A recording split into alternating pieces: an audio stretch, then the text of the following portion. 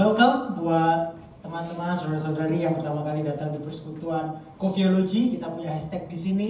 Di dalam Kristus kita diterima apa adanya, tapi di dalam Kristus kita juga tidak akan dibiarkan apa adanya. And welcome back buat teman-teman, saudara-saudari semua yang bersama-sama kita sudah bertumbuh, bersama-sama kita sudah beribadah bersama tempat ini. Baik, pada malam hari ini saya mau bicara tentang Roh Kudus. Sebagai orang Kristen, ada 5 perayaan yang seringkali diadakan di gereja. Apa aja itu? Natal, ya, Jumat Agung, Minggu Paskah, kenaikan Tuhan Yesus ke surga, dan Pentakosta. Yang 4, Natal, Jumat Agung, Minggu Paskah, kenaikan Tuhan Yesus sudah kita rayakan. Bahkan kita tinggal di negara Indonesia yang ngasih tanggal merah untuk keempat perayaan itu. Yang terakhir ini belum jadi hari raya tanggal merah, yaitu hari raya Pentakosta, hari di mana Tuhan menggenapi janjinya untuk mencurahkan Roh Kudus ke setiap manusia. Padahal ini yang menurut saya adalah yang paling relevan pada masa hidup kita sekarang. Kenapa? Karena sekarang ini kita hidup di zaman di mana Allah Roh Kudus lah yang bekerja sampai nanti Tuhan Yesus datang untuk kedua kalinya. Tapi kalau kalian sejak kecil bertumbuh di gereja Kristen, terutama juga gereja yang karismatik, kalian pasti sangat familiar dengan perayaan Pentakosta. Karena biasanya gereja-gereja karismatik itu mengadakan doa puasa 10 hari dari kenaikan Tuhan Yesus sampai pencurahan Roh Kudus di hari Pentakosta. Tapi kebalikannya, kalau kalian bertumbuh di gereja yang tradisional atau reform, mungkin nggak terlalu merayakan peristiwa Pentakosta ini seintens saudara-saudara yang karismatik. Nah, bagi kalian yang nggak lahir atau bertumbuh di keluarga Kristen, jangan buru-buru bilang, wah topik malam ini kayaknya nggak relevan buat aku deh. Kayaknya ini buat yang ilmunya sudah tinggi. Tentu tidak. Justru kalian yang belum atau tidak terekspos oleh tradisi-tradisi gereja lah yang nggak punya halangan sebenarnya untuk mendengar dan menerima firman Tuhan sebagaimana adanya firman Tuhan. So, malam ini pesan firman Tuhan ini adalah untuk semua kita, terlepas dari latar belakang kita semuanya. So, judul firman Tuhan pada malam hari ini adalah mengenal pribadi Roh Kudus. Topik mengenai Roh Kudus adalah topik yang seringkali disalahpahami. Saya katakan Roh Kudus saja, saya percaya di benak kita masing-masing punya gambaran tentang Roh Kudus. Tapi bisa saya simpulkan kadang 2 kecenderungan. Bagaimana orang meresponi kecenderungan pada waktu memahami topik tentang Roh Kudus. Ada 2 kecenderungan yang 2 opposite, 2 polar yang berbeda, 2 kutub yang berbeda, yaitu kubu eksperiensialis dan kubu intelektualis. Apa itu?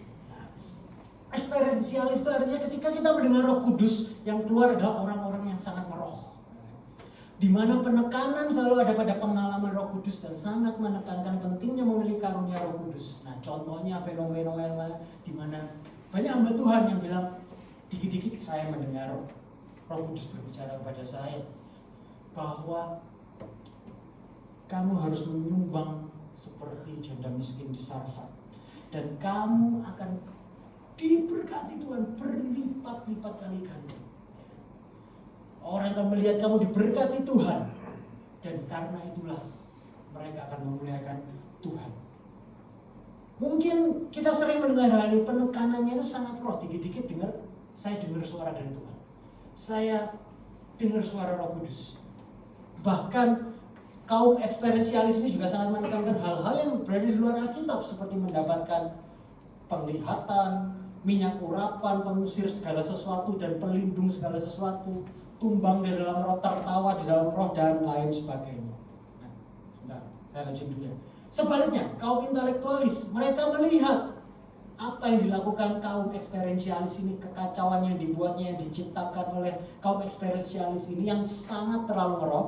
Akhirnya mereka memutuskan untuk menjauh dari hal itu. Bahkan mereka percaya bahwa Tritunggal itu adalah Allah Bapa, Allah Anak, dan Allah Kitab Suci atau Allah Alkitab. Mereka nggak tahu apa yang harus mereka lakukan terhadap Allah Roh Kudus. Mereka percaya kepada Roh Kudus, tapi Roh Kudus hanya sebagai sebuah teori.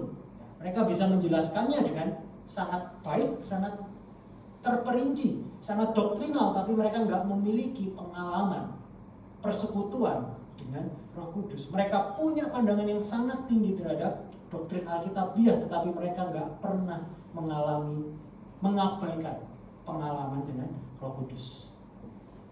Malam ini saya nggak akan membahas karunia Roh Kudus.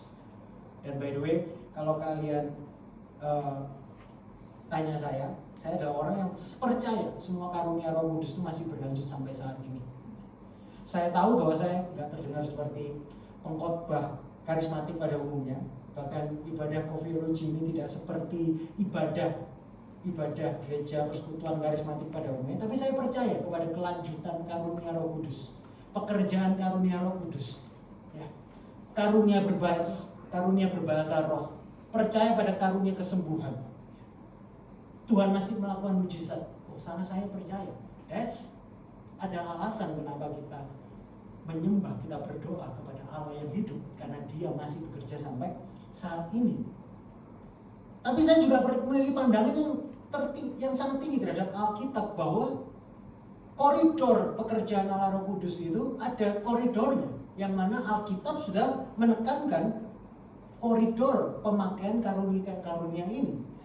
Alkitab gak berdiam diri dalam hal praktik karismatik yang tidak sejalan dengan Alkitab. Oke. Jadi malam hari ini saya nggak akan membahas tentang karunia Roh Kudus, itu nanti pembahasan di minggu berikutnya. Tapi malam ini mari kita sama-sama belajar dan merenungkan hal yang terpenting mengenai Roh Kudus, yaitu siapa sih Roh Kudus dan apa misi utama Roh Kudus. Ketika kita memahami ini, maka kita akan bisa mengenal yang mana sih pekerjaan Roh Kudus dalam kehidupan kita. Yang mana sih pekerjaan Roh Kudus di gereja dia sebenarnya. Karena Alkitab menjadi panduannya, sudah menekankan dan menetapkan koridornya. So, dua bahasannya yang akan kita bahas pada malam ini, siapa Roh Kudus dan misi utama Roh Kudus. Untuk itu kita akan membaca ayat bacaan kita dari Yohanes pasalnya yang ke-14 sampai pasalnya yang ke-16. Tentunya nggak akan kita baca semua, nggak mungkin. Jadi saya mendorong kalian untuk semuanya membaca Yohanes 14 sampai 16 secara lengkap di rumah masing-masing. Ini sangat menarik dan ini sangat penting, karena inilah penjelasan bagaimana Roh Kudus itu bekerja dalam kehidupan kita saat ini. Tapi sebelum kita membaca, sedikit konteks Yohanes 14:16 adalah pesan-pesan Yesus yang Yesus sampaikan kepada murid-muridnya sebelum dia disalibkan. Semacam pesan atau semacam janji perpisahan kepada sahabat-sahabat terdekat Yesus yang selama 3,5 tahun mereka tinggal bersama, mereka pergi bersama, mereka mengalami up and down bersama. So Yohanes 14-16 adalah konteksnya semacam pesan dan janji perpisahan Yesus kepada sahabat-sahabatnya, murid-muridnya. Waktu itu murid-murid belum mengerti apa yang akan terjadi kepada Yesus, tetapi Yesus sudah tahu apa yang akan terjadi kepada dirinya, sehingga Yesus memberikan pesan, janji, memberikan apa yang murid-muridnya butuhkan sebelum sebenarnya murid-muridnya tahu apa yang mereka butuhkan. Jadi konteks dari ayat yang akan kita baca, dan kita akan segera mengetahui apa sebenarnya Yesus janjikan, apa yang Yesus berikan kepada murid-muridnya, apa yang Yesus tahu yang sebenarnya paling dibutuhkan murid-muridnya itu pada waktu dia pergi nanti. Nah, itulah yang akan kita baca. Kita akan baca ayatnya lompat. Nanti di rumah kalian baca secara lengkap. Kita akan baca Yohanes 14 ayat 16 sampai 17, Yohanes 14 ayat 26, Yohanes 15 ayat 26, dan Yohanes 16 ayat yang ke-7. Jadi bisa ikutin di sini aja. Yohanes 14 ayat yang ke-16. Yesus berkata, Aku akan minta kepada Bapa, dan Ia akan memberikan kepadamu seorang penolong yang lain, Paraklet, supaya Ia menyertai kamu itu murid-muridnya, kamu selama-lamanya, yaitu Roh kebenaran. Dunia tidak dapat menerima Dia, sebab dunia tidak melihat Dia dan tidak mengenal Dia, tetapi kamu mengenal Dia, sebab Ia menyertai kamu dan akan diam di dalam kamu. 26. Tetapi penghibur, Paraklet, yaitu Roh Kudus, yang akan diutus oleh Bapa dalam namaku, Dialah yang akan mengajarkan segala sesuatu kepadamu dan akan mengingatkan kamu akan semua yang telah kukatakan kepadamu. Yohanes 15 ayat 26, jikalau penghibur, Paraklet yang akan kuutus dari Bapa datang, yaitu roh kebenaran yang keluar dari Bapa, ia akan bersaksi tentang aku. 16 ayat 7, namun benar yang kukatakan kepadamu adalah lebih berguna bagi kamu jika aku, kata Yesus, jika aku pergi.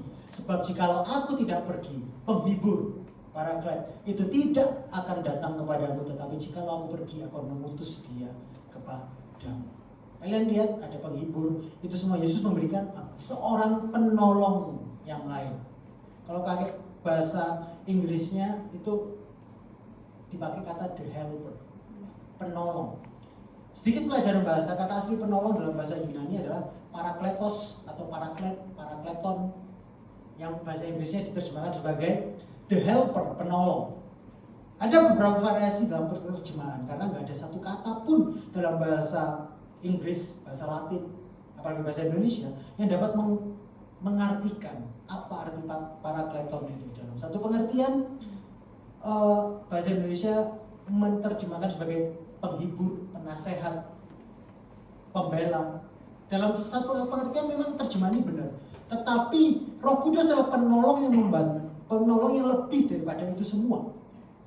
Roh Kudus lebih dari sekedar penghibur, lebih dari sekedar penasehat, lebih dari sekedar pembela. Bahkan dia adalah semuanya itu. Nah, tapi secara literal, parakletos, parakleton dapat diterjemahkan sebagai seorang yang berjalan bersama.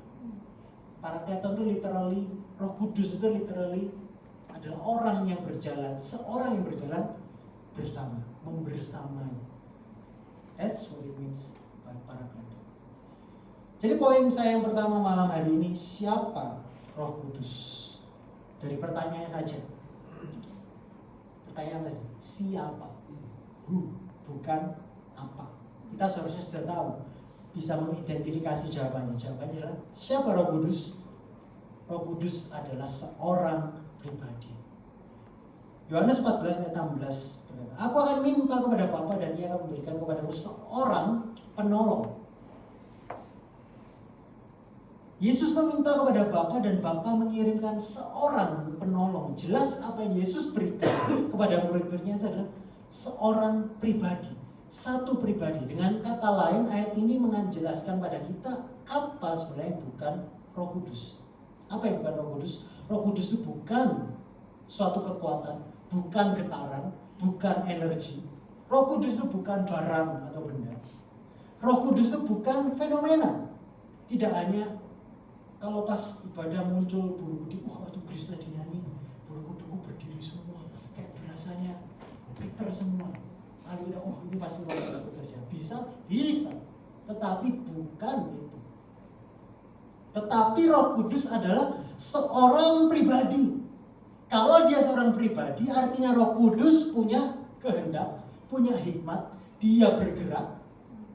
Dan selain seorang pribadi, dia punya emosi. Makanya di firman Tuhan kita jangan menduga Roh Kudus. Why? Because Roh Kudus is a person. Dia adalah seorang pribadi. Saya membaca sebuah survei yang dilakukan di USA tahun 2018, USA di Amerika Serikat. Ya.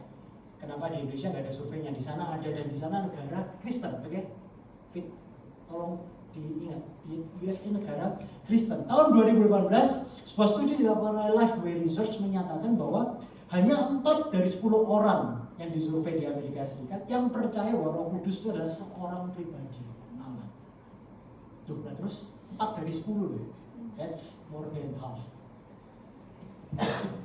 Mayoritas orang di survei mengatakan I don't know ketika ditanya.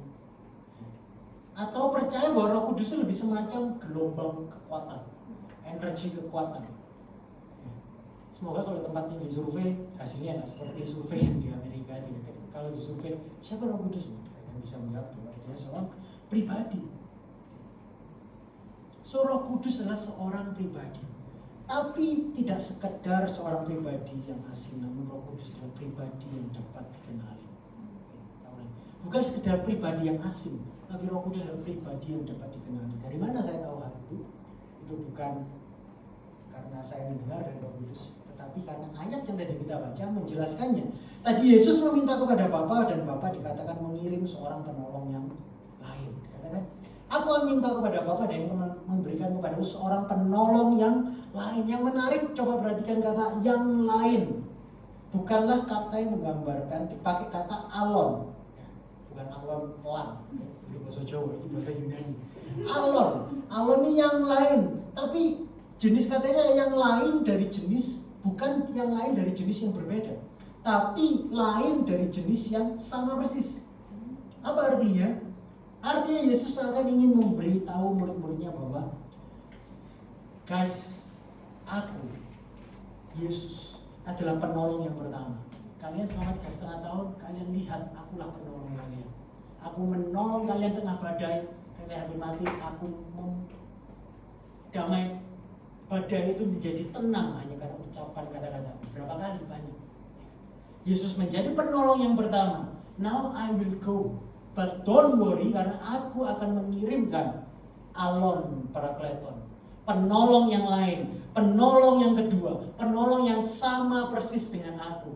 Jadi jangan khawatir, kamu akan mengenal dia, karena kalau kamu mengenal aku, kamu pasti mengenal dia. Basically itu yang dikatakan Yesus kepada murid-muridnya. Yesus dan Roh Kudus, mereka adalah dua pribadi yang berbeda, namun mereka adalah satu, sehingga mereka mengenal yang satu, dan kita mengenal yang lain. Nah, kalau kita melihat beberapa ayat sebelumnya, by the way, sabar ya, tak jelasin dulu, nanti ada implikasinya buat kehidupan kita sekarang. Kalau kita melihat berapa ayat sebelumnya, ayat sebelum ayat 16 ini, Yesus juga sedang menyamakan dirinya dengan Allah Bapa. Yohanes 14 ayat 8-10 berkata, ketika itu Yesus kan bilang, aku akan pergi ke rumah Bapa. Filipus bertanya, Tuhan, tunjukkanlah Bapa itu kepada kami, itu sudah cukup bagi kami. Jawab Yesus, kata Yesus kepadanya, kepada Filipus, guys, wes suwe-suwe ini kon bareng aku, namun kamu nggak kenal aku, kamu masih mau tanya Bapa itu yang mana? Kata Yesus, yang kuning. Barang siapa telah melihat aku, apa? Ia telah melihat Bapa. Bagaimana engkau berkata, tunjukkanlah Bapa itu pada kami? Tidak percayakah engkau bahwa aku di dalam Bapa dan Bapa di dalam aku? Kalau kalian baca nanti perikop 14 banyak tuh, Yesus, Bapa adalah aku di dalam Bapa dan lain sebagainya. Bingung? Sebenarnya singkat, inilah gambaran dari ketritunggalan Allah kita. Allah kita satu, tapi dia menyatakan dirinya dalam 3 pribadi yang berbeda. Allah Bapa, Allah Anak, dan Allah Roh Kudus. Nah, segitiga ini mungkin dapat menjelaskan dengan cukup jelas tentang ketritunggalan Allah kita. Bahwa Allah kita yang seringkali diserang oleh kaum sebelah bahwa kok bisa 3? Kan nggak tertulis di Alkitab. Loh, literal tidak. Tapi kalau kita baca yang apa Yesus katakan, that's exactly what he's saying. Bahwa Allah memang satu. Kita percaya Allah itu Echad, Allah itu Esa, Allah itu satu. Tapi Allah itu menyatakan diri sebagai God. Ada Allah Bapa, Allah Anak, dan Allah Roh Kudus. Tetapi Bapa bukan Anak, Bapa bukan Roh Kudus, Anak bukan Bapa, Anak bukan Roh Kudus, Roh Kudus bukan Bapa, Roh Kudus bukan Anak. Tetapi Bapa, Anak, Roh Kudus adalah Allah. Inilah yang namanya konsep Allah Tritunggal. Bahwa Allah kita satu, yes. Esensinya ketiganya setara, esensinya satu. Tetapi menyatakan diri dalam 3 pribadi yang berbeda. Nah, karena ini bukan seminar, maka saya nggak punya waktu untuk menjelaskan secara terperinci. Tapi kita perlu mengerti bahwa Roh Kudus adalah pribadi Allah, pribadi ketiga Allah yang telah ada dari kekekalan, tapi baru dinyatakan kepada manusia melalui peristiwa Pentakosta, dicurahkan kepada semuanya. Singkatnya, Roh Kudus adalah pribadi Allah sendiri. Roh Kudus adalah pribadi Allah sendiri. Mungkin kalian bertanya lagi, oke Sam, terus pentingnya kita mendengar semua ini apa? Relevansinya apa buat hidup kita sekarang? Coba dengerin saya. Yesus sangat jelas menyatakan bahwa Roh Kudus adalah pribadi ilahi. Dia adalah Tuhan, dia bukan energi, dia bukan benda. Tapi gini loh, seringkali ketika kita mendengar Roh Kudus, pendeta bahkan menjelaskan tentang Roh Kudus, seringkali perumpamaan yang paling umum dipakai adalah menggambarkan Roh Kudus itu seperti stop kontak listrik. Kadang kita ini lemah, kenapa? Loh, karena kamu nggak terkonek sama Roh Kudus. Dan I'm guilty in charge, karena waktu saya dulu muda, mungkin 10 tahun waktu memimpin youth, ketika menjelaskan Roh Kudus, saya pun juga menggunakan perumpamaan yang ini kan. Itu juga pelajaran ya, jangan orang yang muda-muda disuruh khotbah kadang ngawur. Tapi puji Tuhan, bahwa Roh Kudus bisa pakai meskipun ngawur. Tapi saya lihat anak-anak youth saya yang di gereja di Sampit, di Kalimantan itu udah tersesat juga sih.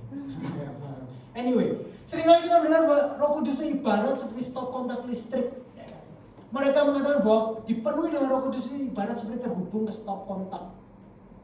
Berapa banyak dari kita kalau malam ngisi baterai HP sebelum tidur kan, kalau saya langsung tak isi supaya besok pagi ngecas full ya kan. Tetapi berapa banyak kita kemudian bangun pagi nightmare, tidak terisi sama sekali. Kok bisa? Ternyata kita sudah colokkan itu ke handphone, cuma ternyata chargernya nggak kita colokkan ke listrik.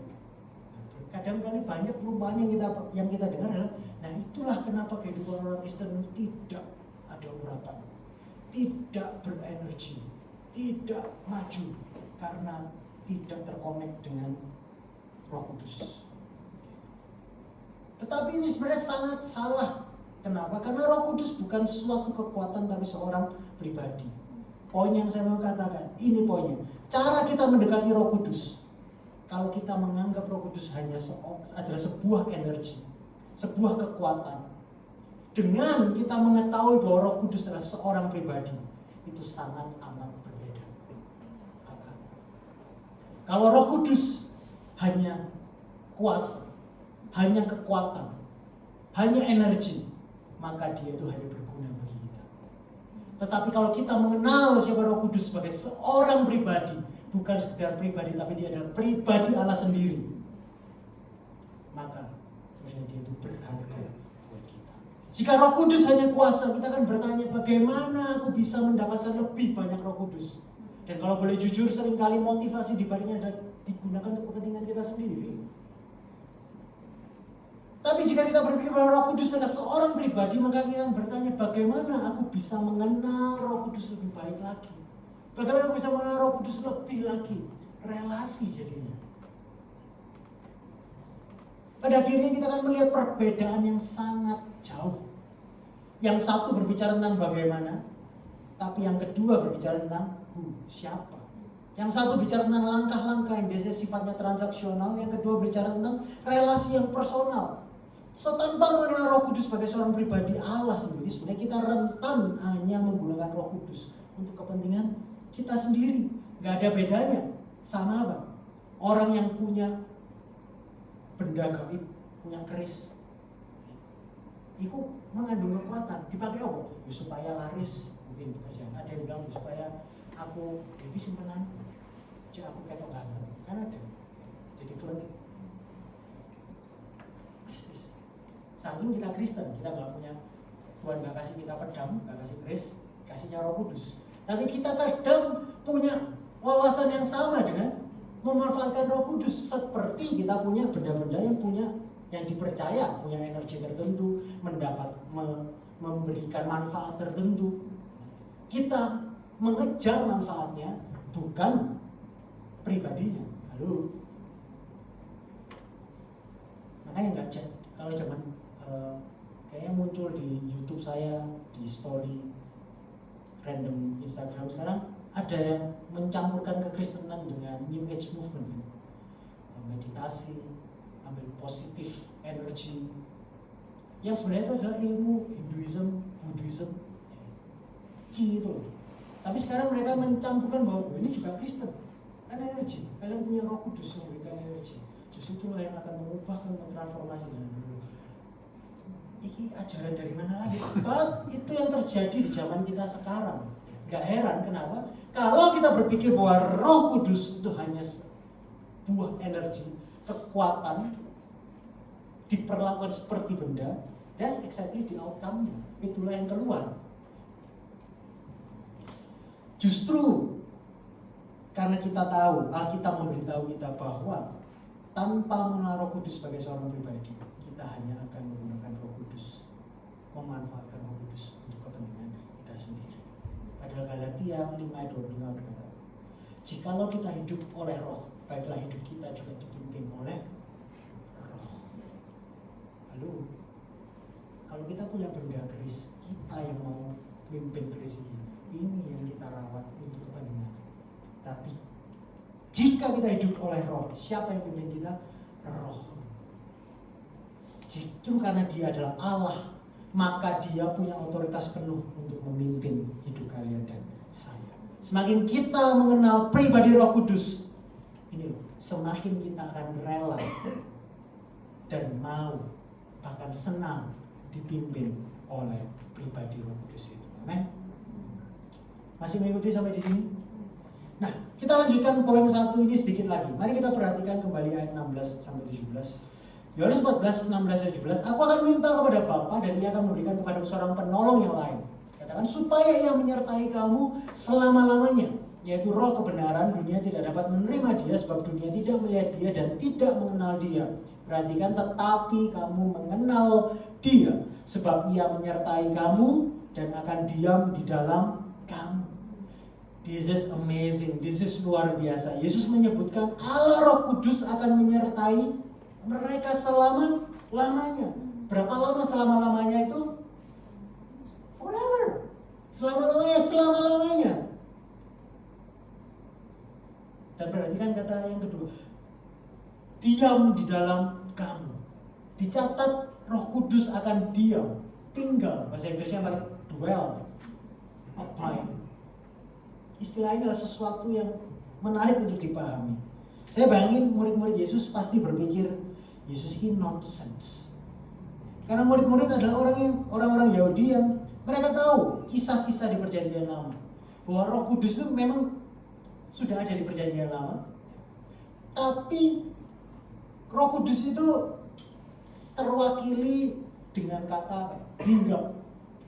Saat Allah memutuskan memakai seseorang untuk tugas tertentu, dicatat di Alkitab Perjanjian Lama, Roh Kudus menghinggapi dia.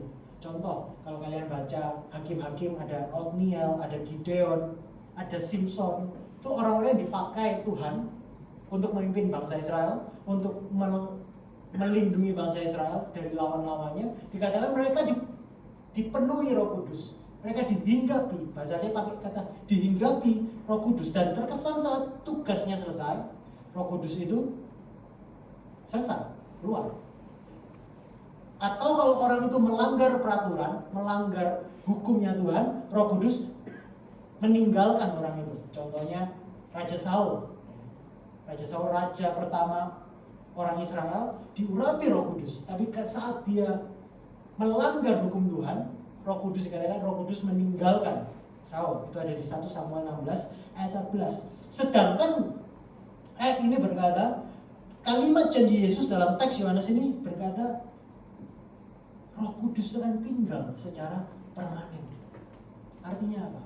Di zaman Perjanjian Baru, zaman kita sekarang, Roh Kudus tidak keluar masuk dalam diri orang percaya, tetapi Roh Kudus tinggal di dalam diri orang percaya selamanya. Saya dulu hidup dengan sangat takut, menjaga benar-benar. Kenapa? Karena saya dibilang tahu, kalau kamu macam-macam Roh Kudus akan keluar. Tetapi justru waktu saya melakukan kesalahan yang fatal, saya sangat takut sekali. Wah, Roh Kudus mau nggak ya kembali kepada saya? Saya mengusahakan dengan kekuatan saya sendiri. Kenapa? Karena saya tahunya Roh Kudus bisa keluar, bisa masuk. Tapi janji firman Tuhan berkata bahwa di zaman kita sekarang Perjanjian Baru, Roh Kudus tidak keluar masuk dalam diri orang percaya, tapi Roh Kudus tinggal di dalam diri orang percaya selamanya. Roh Kudus tidak hanya bervisitasi dalam hidup orang percaya. Ini zaman Perjanjian Lama. Tetapi saat ini, zaman kita hidup sekarang, zaman Perjanjian Baru itu, Roh Kudus berhabitasi dalam hidup orang percaya. Amin. Sebelum kalian yang besar dan bertumbuh di gereja karismatik mengeluarkan batu untuk menghujani saya, menentang saya, izinkan saya kasih alasannya. Coba kita kembali ke ayat 17. Dikatakan, yaitu roh kebenaran, dunia tidak dapat menerima dia, sebab dunia tidak melihat dia dan tidak mengenal dia. Tapi kamu mengenal dia, sebab ia menyertai kamu dan akan diam di dalam kamu. Dikatakan bahwa dunia nggak mengenal roh itu, benar? Tapi kita, dia bicara pada murid-muridnya, kita juga murid, kita mengenal dia. Kenapa kita dapat mengenal dia? Ayat ini mengatakan, sebab ia menyertai kita dan diam di dalam kita. Siapa ia itu? Roh Kudus. Jadi pengenalan kita pada Allah sesungguhnya semata-mata karena karya Roh Kudus yang telah bekerja dan berdiam di hati kita terlebih dahulu. Satu lagi, ayat janjian nama janji dalam Yohanes 36:27. Kata Tuhan, Rohku akan kuberikan diam di dalam batinmu dan aku akan membuat kamu hidup menurut segala ketetapanku dan tetap berpegang pada peraturan-peraturanku dan melakukannya. Jelas, keberadaan dan kehadiran Roh Kudus yang menyertai dan ada di dalam kita lah yang sebenarnya senantiasa mengubahkan hidup kita untuk hidup dalam kebenaran dan ketaatan kepada Allah. Waktu saya takut dulu, waktu saya melakukan dosa, karena saya tahunya Roh Kudus bisa keluar. Tapi waktu saya melakukan dosa, pelanggaran, kalau saya masih bisa menyesali, saya punya hati kembali kepada Tuhan. Sekarang saya merasa, justru itulah karya Roh Kudus. Firman ini mengatakan, Rohku yang akan kuberikan diam di dalam kamu. Apa roh ini? Membuat kita hidup menurut segala ketetapan dan tetap berpegang teguh pada peraturan dan melakukannya.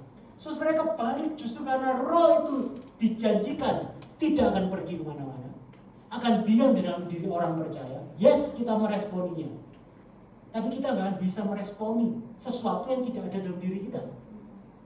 Siapa yang menginisiasi? Roh Kudus. Ini sebenarnya adalah kabar baik buat kita semuanya. Allah Roh Kudus diam dalam kita untuk selama-lamanya. Tadi di awal khotbah saya bilang, konteks Yohanes 14 adalah Yesus tahu apa kebutuhan utama murid-muridnya sebelum mereka tahu apa yang mereka butuhkan. Dan Allah mengirimkan paraklet, penolong, pendamping. Dan itulah exactly yang Allah kirimkan buat murid-muridnya. Dan sekarang itu buat kita juga. Seorang pendamping yang bisa diandalkan. Tapi nggak cuma diandalkan, tapi saya pakai bahasa Jawa ini. Tapi seorang yang ajek, ngerti ajek ya? Bahasa Jawa, ajek itu tetap teguh, orang yang konstan, orang yang nggak berubah, ajek, kokoh. Hari ini ada, besok juga ada. Hari ini bisa menolong, besok bisa menolong. Hari ini mampu, besok juga mampu. Dan itu nggak bisa kita dapatkan dari penolong, dari pendampingan pribadi yang ada di dunia ini. Bahkan dari pasangan kita, bahkan dari pendeta sekalipun, pemimpin kita. Hanya Roh Kudus yang dapat kita andalkan. Dan berita baiknya buat kita malam hari ini, Dia Allah yang mau kita andalkan. Dia Allah yang mampu kita andalkan. Karena Dia adalah Allah yang diam selamanya dalam hidup kita. Bisa berikutnya kepada Tuhan Yesus. Dan itulah Roh Kudus. Siapa Roh Kudus itu? Poin saya yang kedua, apa misi utama Roh Kudus? Pribadi Allah Roh Kudus, sang penolong, sang pendamping, roh yang membersamai kita adalah seorang pribadi. Tapi dia bukanlah pribadi hanya nemenin kita, ngikutin kita maunya apa. Tapi dia adalah Roh Kudus yang punya misi yang spesifik. Makanya di Galatia, kamu hidup dalam roh, biarlah hidupmu dipimpin oleh Roh Kudus. Gak ada orang yang mau dipimpin orang yang gak punya misi. Halo? Karena dia punya misi, maka dia layak untuk memimpin kita. Dia punya tugas dalam membersamai kita. So pertanyaannya adalah, apa misinya? Nah ini poin saya nomor 2. Mari kita lanjutkan pembacaan kita. Yohanes 14 ayat 26, Yohanes 15 ayat 26. Mohon maaf. Yohanes pasalnya 15 ayat 26 dan Yohanes 16 13 sampai 15. 14 ayat 26. Tetapi penghibur, yaitu Roh Kudus yang akan diutus oleh Bapa dalam namaku, dialah yang akan mengajarkan segala sesuatu kepadamu dan akan mengingatkan kamu akan semua yang telah kukatakan kepadamu. Tolong diingat, ini yang berkata siapa? Yesus. Okay? Ini semua yang ada itu perkataan Yesus. Pasal 15 ayat 26. Jikalau penghibur yang akan kuutus dari Bapa datang, yaitu Roh kebenaran yang keluar dari Bapa, ia akan bersaksi tentang aku. Lanjut 16 ayat 13. Tetapi apabila ia datang, yaitu roh kebenaran, roh kudus itu, ia akan memimpin kamu ke dalam seluruh kebenaran. Sebab ia tidak akan berkata-kata dari dirinya sendiri, tetapi segala sesuatu yang didengarnya, itulah yang akan dikatakannya, dan ia akan memberitakan kepadamu hal-hal yang akan datang. 14 perhatikan, ia akan memuliakan aku, sebab ia akan memberitakan kepadamu apa yang diterimanya daripadaku. Segala sesuatu yang Bapa punya adalah aku punya. Sebab itu aku berkata, ia, Roh Kudus, akan memberitakan kepadamu apa yang diterimanya daripadaku. Banyak ahli Alkitab menyebut Roh Kudus sebagai Allah Tritunggal yang pemalu. Apa ini? Mengapa? Karena Roh Kudus tidak suka memusatkan perhatian pada dirinya sendiri. Roh Kudus sangat berpusat kepada Kristus. Kalau kalian tadi mendengarkan dan menyimak, semua berkata, dia akan bersaksi tentang aku, mengajarkan apa yang didengar tentang aku, berpusat kepada Kristus. So dapat disimpulkan bahwa misi utama pelayanan Roh Kudus adalah untuk memuliakan Yesus. Itu artinya bahwa semua karunia dan pekerjaan Roh Kudus dimaksudkan hanya untuk mengarahkan perhatian kita ini loh, kepada siapa? Kepada Yesus. Menciptakan kekaguman kita akan kasih Kristus. Sehingga setiap ajaran yang meninggikan Roh Kudus di atas Yesus tidak alkitabiah sebenarnya. Semua fenomena yang mengagungkan karya Roh Kudus tanpa ada Kristusnya salah. That's not the mission. Jika ada yang menaruh perhatian pada karunia Roh Kudus daripada Yesus, sungguhnya mereka kehilangan tujuan utama dari kehadiran Roh Kudus. Seorang pendeta yang terkenal J. Packer memberikan ilustrasi yang sangat indah mengenai Roh Kudus. Suatu hari dia khotbah dengan topik yang sama saya tentang Roh Kudus. Ya. Dia sedang dalam mobil, dalam perjalanan ke tempat dia berkhotbah. Dia berpikir, ilustrasi apa ya yang dapat menggambarkan dengan tepat tentang kerja Roh Kudus ini, tugas Roh Kudus itu. Dia mencari ilustrasi yang bagus, tapi kemudian dalam perjalanan dia ke tempat ke gerejanya dia berkhotbah. Dan by the way, ini jalan yang setiap hari dia lewati untuk ke gereja. Yang melewati lampu sorot yang menerangi sebuah bangunan tua. Yang kalau siang dia lewat sana tuh bangunannya tampak biasa, nothing special. It's just old building. Tapi pada waktu malam dia jalan ke sana, wah, kok indah sekali ya bangunan ini ya. Tiba-tiba dia menyadari bahwa ini lampunya dari mana? Bukan, ini cuma ada picture ya, bukan exactly bangunan ini. Dan dia berpikir, that's it, that's Roh Kudus. Itu adalah misi pekerjaan Roh Kudus. Tugas misi Roh Kudus itu seperti lampu sorot. Lampu sorot itu tidak menarik perhatian pada dirinya sendiri. Tetapi lampu sorot misinya apa? Untuk menyorot sebuah objek. Untuk menunjukkan keindahan, keagungan objek yang disinarinya. Misi Roh Kudus bukan untuk berkata, lihatlah aku, dengarkan aku, lihat kekuatanku, lihat urapanku. No. Alkitab mengatakan, misi utama Roh Kudus selalu, lihat Yesus, dengarkan Yesus, dengarkan kata-katanya, kenalilah Yesus. Lihatlah keindahan dari apa yang dia sudah lakukan untuk kalian dan saya. Lihat kemuliaannya. Kecaplah sukacita dan damai sejahtera yang hanya bisa diberikan oleh Yesus. Apakah kalian bisa melihat Yesus? Itu loh misinya Roh Kudus. Jika itu adalah misi utama Roh Kudus, maka orang yang dipimpin Roh Kudus juga adalah orang yang menjalankan misi yang sama. Bagaimana kita tahu bahwa seorang itu dipenuhi Roh Kudus? Bukan, balik saya percaya pada karunia Roh, berbahasa Roh, karunia Roh Kudus yang lain. Tapi yang lebih utama, tanda orang dipenuhi Roh Kudus, bagaimana kita tahu? Roh Kudus tidak pernah menarik perhatian kepada dirinya sendiri. Maka orang yang dipenuhi Roh Kudus juga tidak akan menarik perhatian kepada dirinya sendiri. Orang yang dipenuhi Roh Kudus tidak banyak bicara tentang dirinya sendiri, bahkan pencapaiannya, bahkan urapannya. Dia tidak banyak bicara tentang kelihatan dan mujizat yang dia lakukan. di mana kadang kita melihat, wah ini orang diurapi dengan apa luar biasa jauh. Kebalikannya justru, orang yang dipenuhi Roh Kudus tidak banyak bicara, tidak banyak boasting.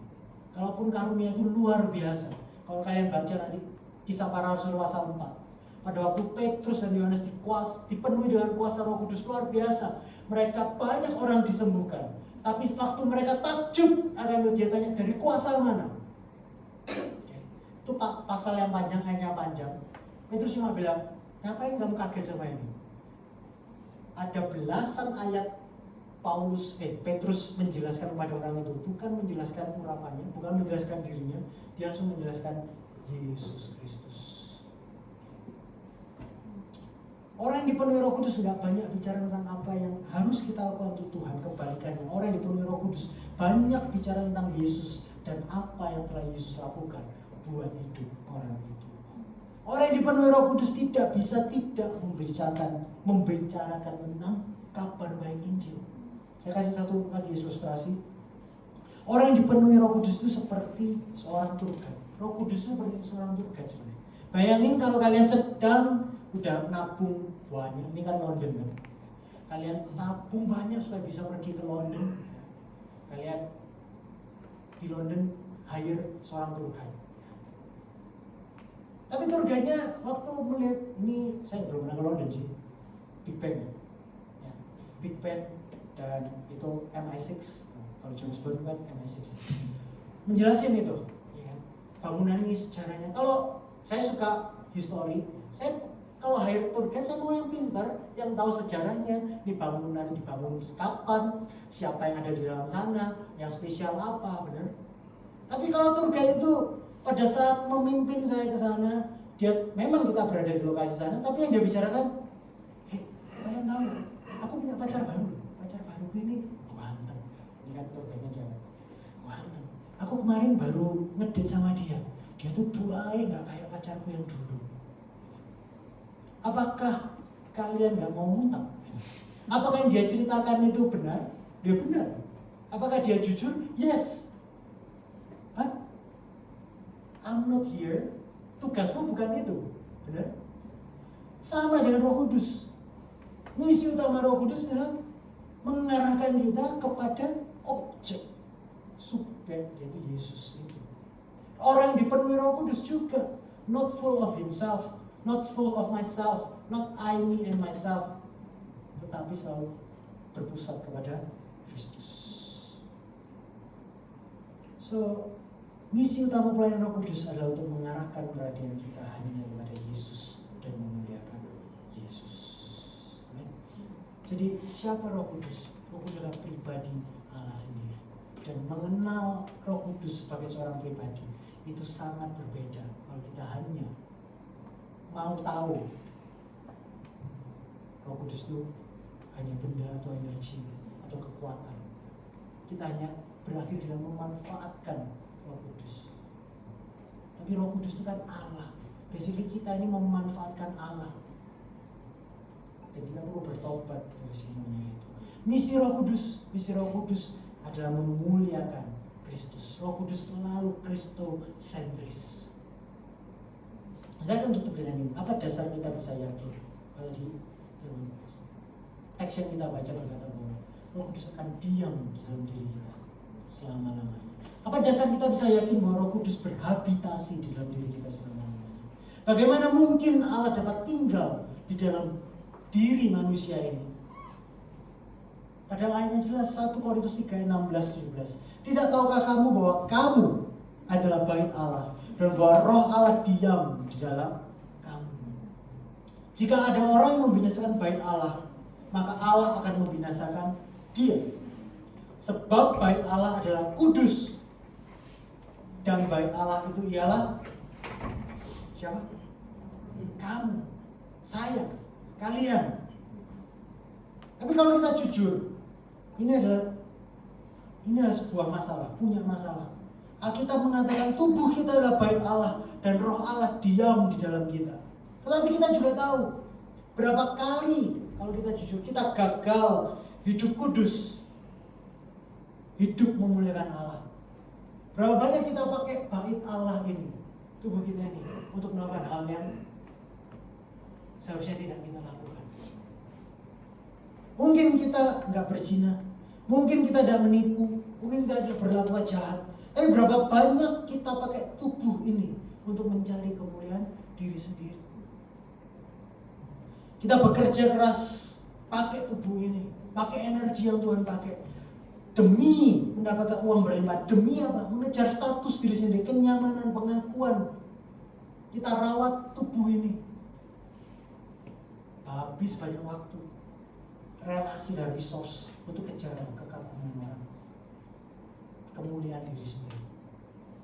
Bahkan mungkin kita pakai tubuh ini melayani di gereja, memberikan yang terbaik untuk Tuhan. Tetapi di balik semua ini bukan untuk memuliakan Tuhan, tapi sebenarnya hanya untuk prestige, kebanggaan, kemuliaan diri sendiri. That's what we do dengan tubuh kita. Pada dasarnya kita adalah orang-orang yang tidak dapat ajak, konsisten, teguh, hidup kudus memuliakan Allah. Dan dari ayat yang barusan kita baca, seharusnya jika ada orang yang membinasakan bait Allah, maka Allah akan membinasakan dia.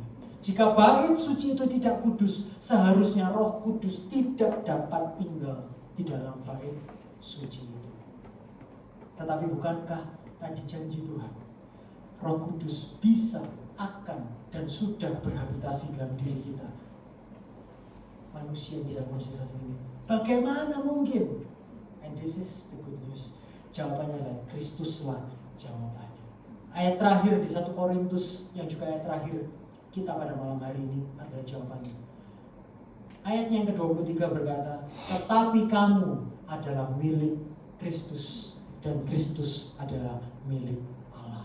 Ketidakmampuan kita untuk hidup kuduslah yang sebenarnya membawa Yesus ke kayu salib. Anak tunggal Allah itu yang tidak mengenal dosa diperlakukan sebagai orang berdosa. Supaya apa? Supaya di dalam dia, kita yang percaya di dalam namanya, kita yang bersatu dengan Kristus, kita yang mengaku bahwa Kristus adalah Tuhan dan Juru Selamat, dibenarkan oleh Allah. Dan untuk kita menjadi milik Kristus yang telah ditebusnya dengan darahnya yang mahal dan yang sempurna itu. Gak heran kita disebut kita adalah bait Allah yang kudus. Dan Roh Kudus dapat berhabitasi selamanya di dalam kita. Karena hati yang bersih dan sempurna itu tidak kita hasilkan karena usaha kita sendiri. Bukan karena perbuatan baik kita, bukan karena kita mampu, tapi justru faktanya kita nggak mampu. Anak tunggal Allah itu mati menggantikan buat kalian dan saya. Hati yang bersih dan baru adalah anugerah Allah yang mahal yang Allah berikan karena kasih-Nya pada kalian dan saya yang adalah anak-anaknya. Jadi nggak heran jika Roh Kudus yang sekarang tinggal di dalam bait Allah yang telah ditebusnya bukan dengan emas dan perak tapi dengan darah yang mahal itu.